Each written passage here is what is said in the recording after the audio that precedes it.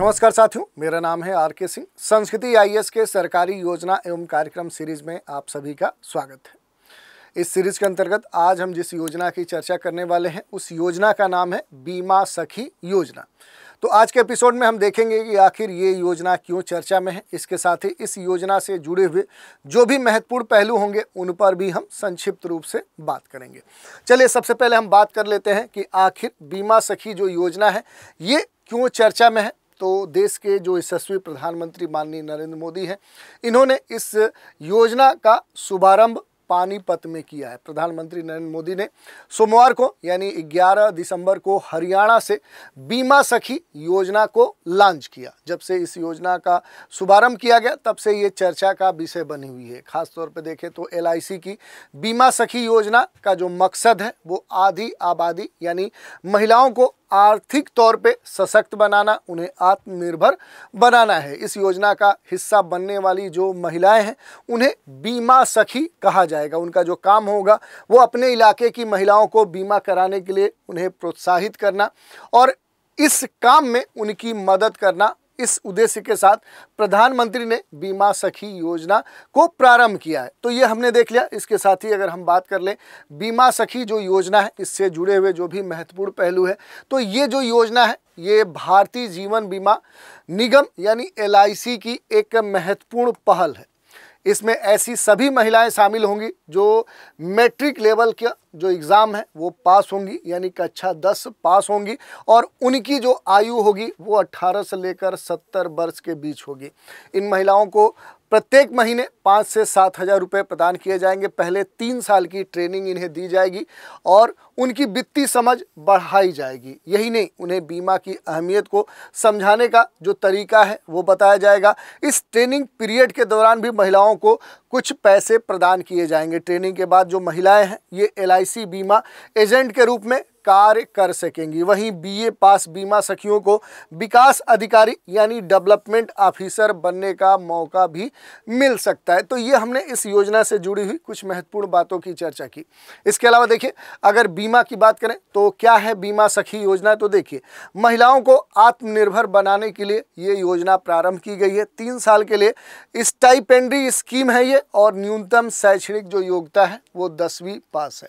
इसके अलावा 18 से लेकर 70 साल जो वर्ष हैं उन महिलाओं को इस स्कीम में शामिल किया गया है। 3 साल में 2 लाख देगी सरकार इन महिलाओं को, जिसमें ये कहा गया है कि पहले साल इन्हें 7,000 के दर से दिया जाएगा, दूसरे साल 6,000 और तीसरे साल 5,000 प्रत्येक माह के दर से इन्हें सहयोग प्रदान किया जाएगा। जो महिलाएं हैं ये एलआईसी की नज़दीकी शाखा या जो एलआईसी की जो पोर्टल है वहां विजिट करके बीमा सखी योजना से जुड़ सकेंगी।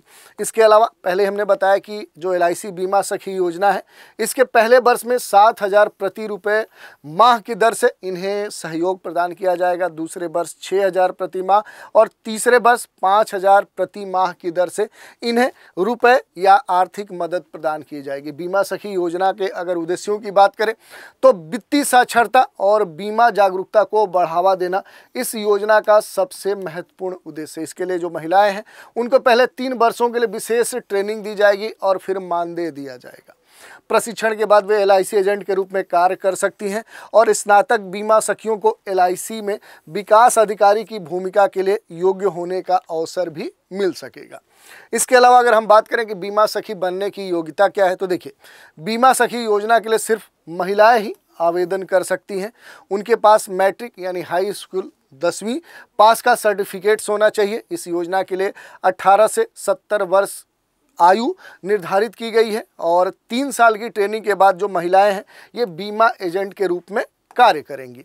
यही नहीं, बीमा सखी बनने के फायदे क्या हैं ये भी एक महत्वपूर्ण विषय है। तो देखिए, बीमा सखी योजना के तहत 3 साल की ट्रेनिंग के बाद जो महिलाएं हैं ये एलआईसी एजेंट के तौर पे नियुक्त हो सकेंगी।